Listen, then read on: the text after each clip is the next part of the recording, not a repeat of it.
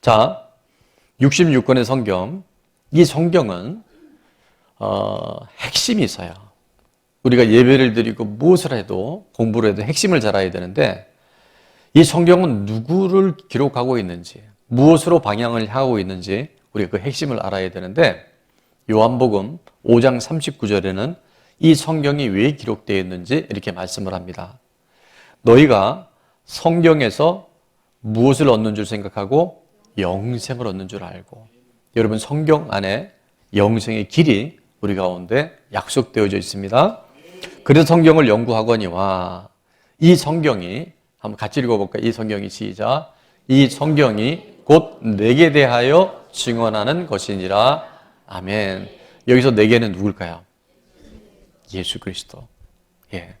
그분을 향하고 있는 것이 바로 성경이라는 거예요.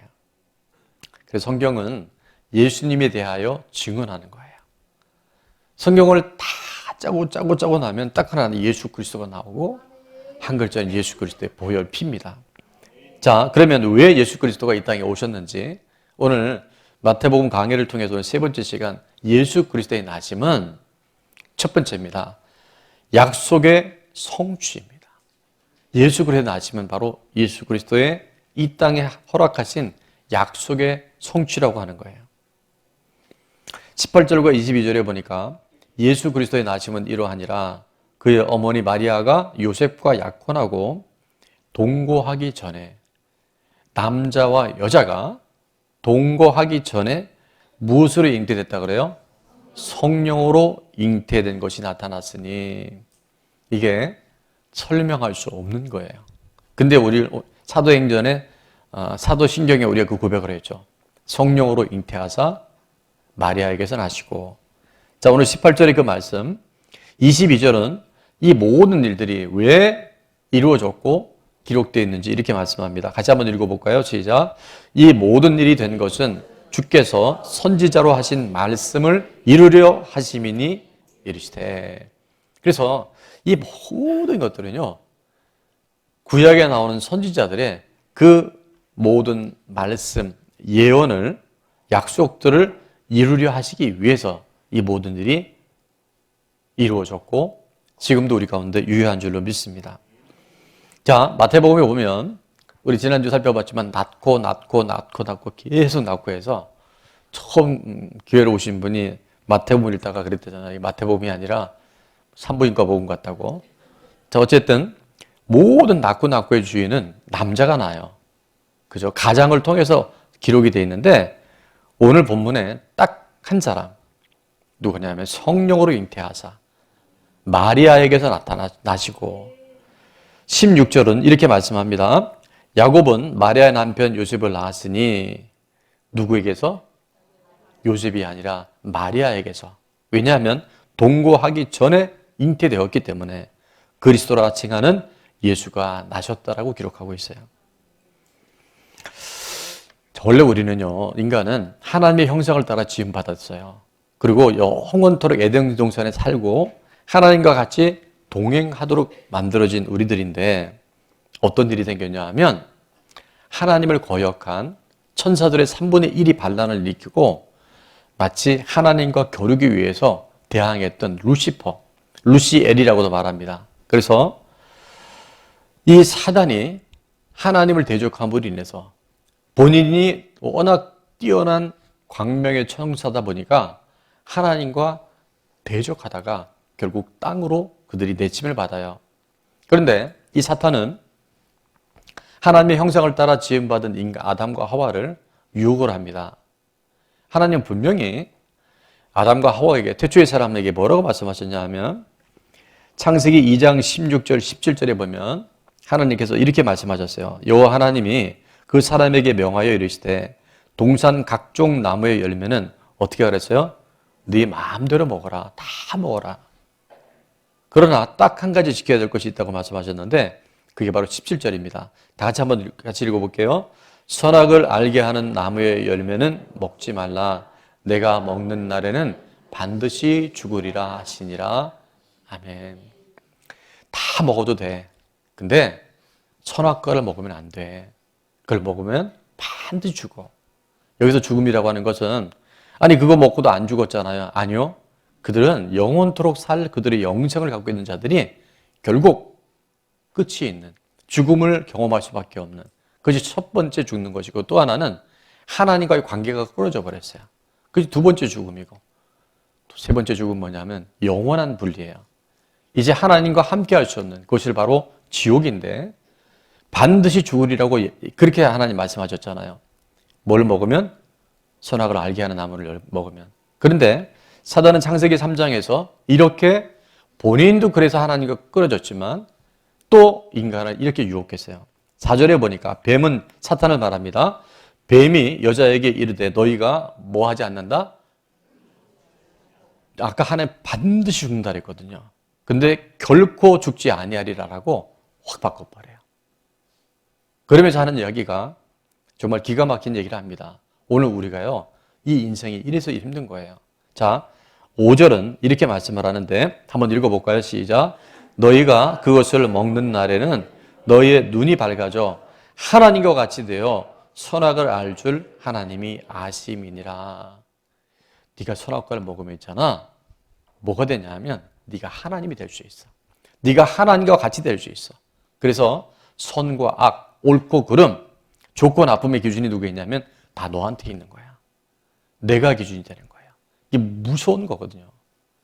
하나님이 창조주시고요. 하나님이 우리 생명의 주관자시고 하나님이 우리 인생 모든 것을 이끌어 가시는 창조주 주관자시거든요. 근데 100년도 못 살아요. 평균 수명 들어가서 200년을 찬다고 칩시다. 그러나 그 죽음 이후에 대해서는 아무도 죽음 이후에 어떻게 될지는 누구도 모르는 그 유한한 인생이 뭐같이 되어서 자기가 하나님이 되어져서 내가 모든 기준이 되겠다고 하는 이 끔찍한 죄가 바로 사단으로부터 왔는데 자, 이 일이 벌어지자마자 하나님은 이제 아담, 하와, 뱀, 심지어는 자연까지 저주를 받아요. 자, 다 같이 한번 읽을게요. 시작. 내가 너로 여자와 원수가 되게 하고 내 후손도 여자의 후손과 원수가 되게 하리니 여자의 후손은 내 머리를 상하게 할 것이요. 아멘. 여기 보면 누가 나와요? 여자의 원수, 여자의 후손, 여자의 후손이 나오죠. 여자의 후손이 누구냐면 모든 그리스도의 계보가 낳고 낳고는 남자가 낳는데 예수님은 누구를 통해서 성령의 잉태를 통해서 누구에게서 여자에게서 마리아에게서 탄생하는 거예요. 자, 예수 그리스도의 아침은 하나님의 약속의 성취입니다. 하나님이 태초에 에덴 동산에 있었던 끔찍한 죄를 다 용서하시고 회복시키는 것이 뭐냐면 바로 여자의 후손으로 이 땅에 오심으로 말미암아 저와 여러분의 모든 죄가 원죄가 해결된 줄로 믿습니다. 그래서 예수님의 탄생은 그분이 당연히 단순히 오셨다가 아니에요. 뭐냐면 하나님은 약속하셨으면 반드시 이루셔요. 하나님의 말씀은 절대 변개치 않고 성취되게 되는 줄로 믿습니다. 그래서 1장 16절에 이렇게 했죠. 마리아에게서 그리스도라 하는 예수가 나시니라. 요셉에서가 아니고 누구에게서? 여자의 후손 마리아에게서 예수님이 탄생하셨다는 거예요. 자, 구약은 300번 넘게 선지자를 통해서 그리스도가 메시아가 이 땅에 올 것을 거듭 강조하고 그렇게 예언하셨었어요. 대표적인 성경 구절을 두 가지만 뽑으면 이사야서 7장 14절에 이렇게 말씀하죠. 한번 같이 읽어봅니다. 시작. 그러므로 주께서 친히 징조를 너희에게 주실 것이라. 보라, 처녀가 잉태하여 아들을 낳을 것이요 그의 이름을 임마누엘이라 하리라. 아멘. 여러분, 이게요 신약 시대에 쓰여진 게 아니고 언제 쓰여졌어요? 이사야. 예수님 탄생 약 700년 전에 선지자, 구약의 선지자를 통해서 이 땅에 메시아가 올 것을 말씀하셨는데 정확하죠. 처녀가 잉태하여 아들을 낳을 것인데 그 이름을 임마누엘이라 하리라. 하나님이 우리와 함께 하심을, 끊어진 하나님과의 모든 관계를 회복시키셔야 할 저로. 우리가 죽고 나면 아무것도 아닌 인생인 줄 알았는데 영원한 천국과 지옥이 있다고 한다면 영생으로 인도하시는 길이 바로 예수 그리스도임을 우리에게 약속하고 계셔요. 미가서 5장 2절에도 보면 예수님이 어디서 탄생할지를 정확하게 장소를 예언합니다. 어디서 태어나셔요? 베들레헴 에브라다야. 그러니까 예수님은 정확하게 베들레헴에 오셨어요. 여러분, 이 모든 300번이 넘는 구약의 모든 예언들은요, 예수님의 나심을 통해서 정확하게 이루어졌습니다. 그래서 22절에 이 모든 일이 된 것은 주께서 누구로 하신 말씀이에요? 선지자로 하신 말씀을 이루려 하십니다. 예수님의 탄생은 이 땅에 오시면 바로 약속의 성취인 거예요. 요한복음 1장 14절에 보면 예수님께서 이 땅에 오심을 이렇게 표현하는데요. 말씀이 육신이 되어. 말씀이 육신이 되어. 바로 예수 그리스도가 말씀이고 예수 그리스도가 하나님이시고 그분이 바로 전능자이신데 말씀이 육신이 되어 우리 가운데 거하심에 우리가 그의 영광을 보니 아버지의 독생자의 영광이요. 바로 예수 그리스도의 영광을 말하고요. 은혜와 진리가 충만하더라. 여러분, 예수님의 탄생을 통해서 예수님의 오심을 통해서 우리는 무엇을 붙들 수 있냐 하면 자, 화면을 보면서 한번 같이 읽어볼게요. 시작. 하나님의 말씀은 반드시 성취됩니다. 하나님의 약속은 반드시 성취됩니다. 아멘. 여러분, 이게 붙드는 것이 믿음이에요. 그래서 말씀이 들려야 하고요. 말씀이 믿어져야 돼요. 수없이 예배를 드려도 말씀이 안 들리면 꽝이에요. 말씀이 믿어질 때 내 안에 살아나는 역사들이 있어요. 너희가 성경을 읽을 때 영생을 얻는 것을 생각하고 성경을 연구하는데 성경은 바로 나에 대해서 연구하는 거야.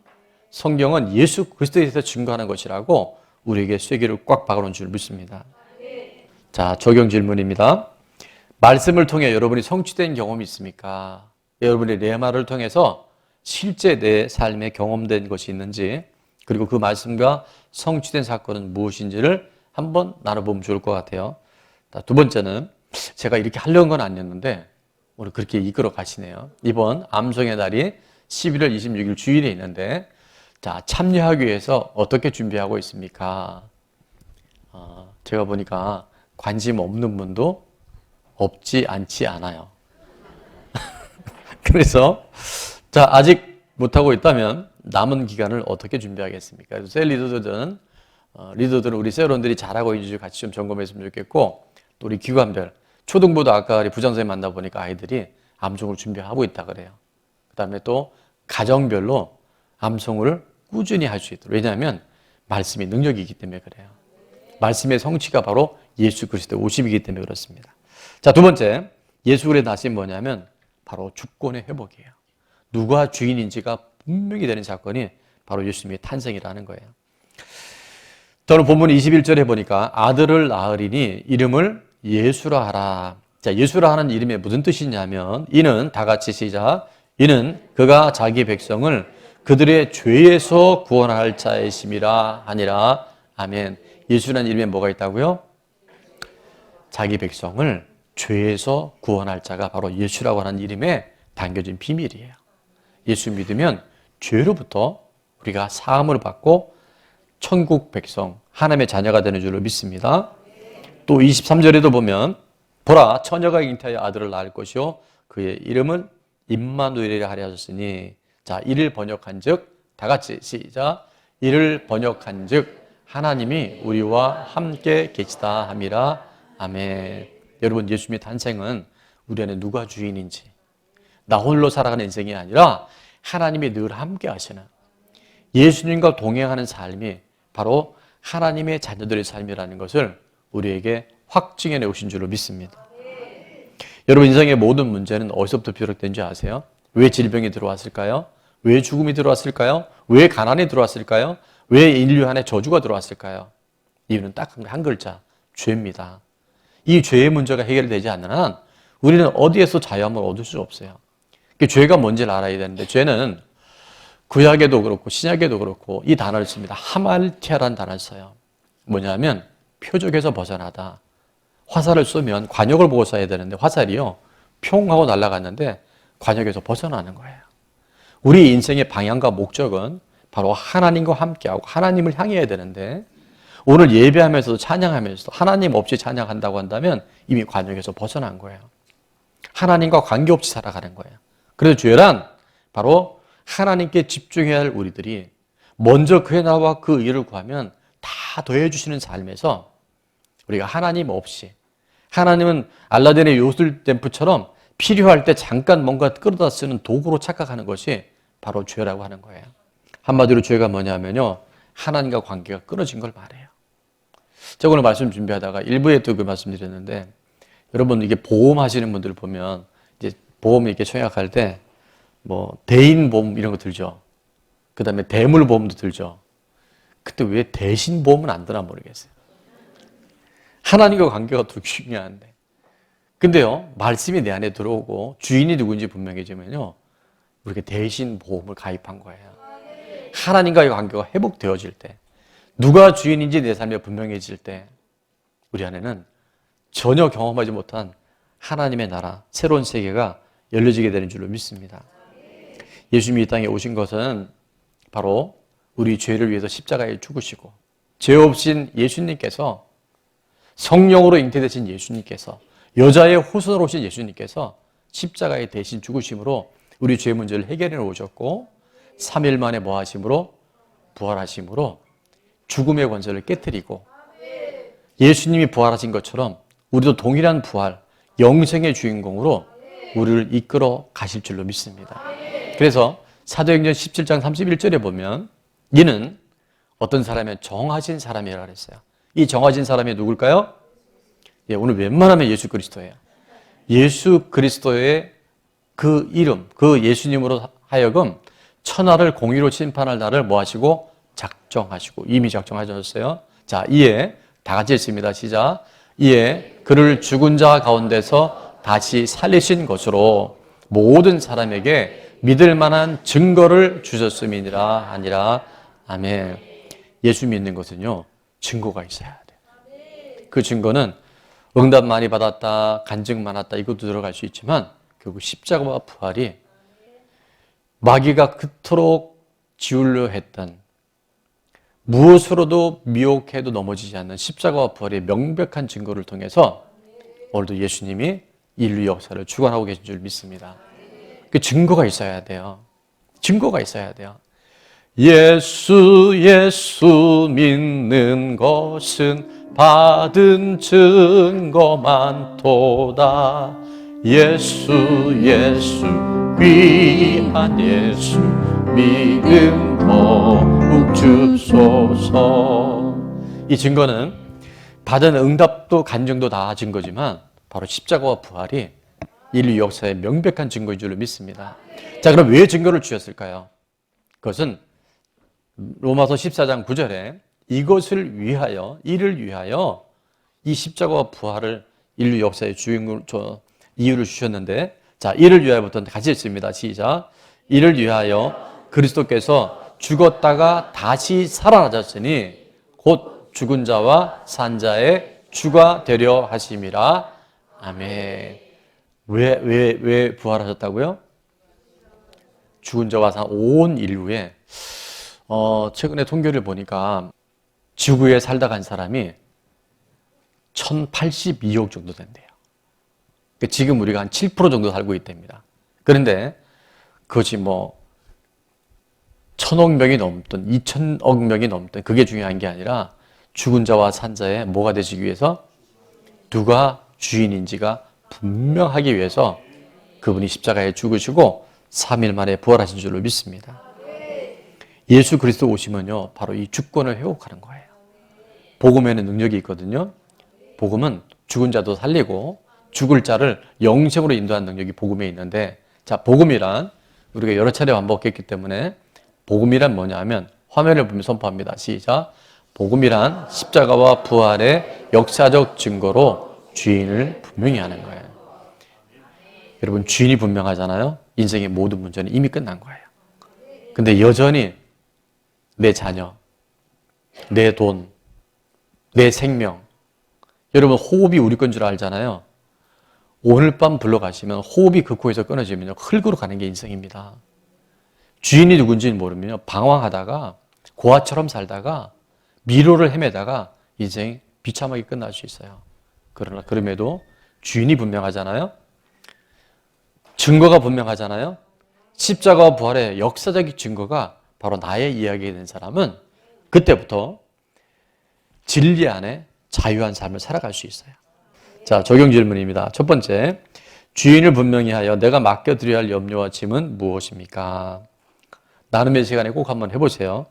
자꾸 이게 나누는 게 너무너무 중요해요. 자, 두 번째는 다 같이 시작. 염려와 짐을 맡기는 것이 주인을 분명히 하는 것입니다. 어떻게 실천하겠습니까? 셀이나 또 가정 예배 때 여러분의 염려와 짐을 자꾸 나누세요. 짐을 나눌 때 가벼워져요.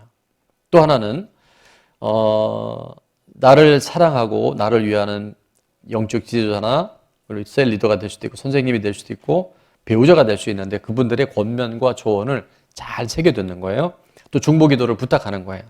때로 이 염려와 짐을 해결해서 작정기도하는 것, 잠시 후에 볼 텐데 우리 기도 통장 운동에 참여하는 것, 예배 우선순위 두는 것, 그 다음에 11월 달 우리 기저귀 상식에는 50일의 기도 11월 달이 시작이 되는데 전에는 내가 구경꾼이었다면 적극적으로 참여해보는 거, 이게 전부 다 주님께 맡기는 좋은 하나의 이해가 될 수 있습니다. 자, 마지막 세 번째는 예수 그리스도의 나심은 뭘로 완성이 되냐면 기도로 완성이 됩니다. 마가복음 14장 38절 39절에 보니까 겟세마네 십자가를 앞두고 예수님이 기도를 이렇게 말씀해 주셨어요. 제 아들에게 시험에 들지 않게 깨어 있어 뭐하라? 기도하라. 마음에는 원이로되 육신이 약하도다 하시고 39절 다시 나아가 동일한 말씀으로 기도하시고. 여러분, 기도할 때 역사가 일어납니다. 아무리 말씀이 내게 성취되어주고 주인이 분명한 것 같아도 어떤 내가 감당할 수 없는 항의 상황에 딱 부딪히면 우리는 머리가 하얘져요. 다른 사람들은 조언해 줄 수 있는데 내 문제만큼 쉽지 않아요. 그때 우리가 뭘 해야 되냐면 기도하는 거예요. 하나님의 아들이신 예수님도 이 땅에 오셔서 뭘 하셨어요? 기도하셨어요. 그리고 우리가 기도하는 것은 당연하죠. 마땅합니다. 근데 우리는 기도하지 않고 이거를 자꾸 내 힘으로 이겨내려고 하는 그 안에 인본주의적인 요소가 얼마나 많은지 몰라요. 예수님이 변화산에 올라가셨을 때 9명의 제자들이 밑에 있었거든요. 3명의 제자만 올라가셨기 때문에. 자, 근데 그 9명의 제자에게 귀신 들린 아들 데리고 온 아버지가 있었어요. 근데 별의별 방법을 다 했는데 그들이 왜 안 했겠어요? 예수님의 이름으로 명령도 해봤겠죠. 근데 귀신이 나갔다 안 나갔다? 안 나갔어요. 그래서 예수님이 내려오시자마자 그 아버지가 정말 이제 거의 포기하고 체념한 듯이 이렇게 얘기를 해요. 할 수 있거든. 당신의 제자들 9명은 못 고쳤는데 귀신을 못 넣어쳤는데 할 수 있으면 좀 도와주십시오. 이렇게 얘기를 해요. 그때 예수님이 유명한 말씀하시죠. 이 부정적인 언어를 고쳐주셔요. 뭐라고 말씀하시냐면 한번 따라해봐요. 할 수 있거든이 무슨 말이냐? 믿는 자에게는 능치 못할 일이 없느니라. 아멘. 그러면서 그가 내가 믿나이다라고 고백을 해요.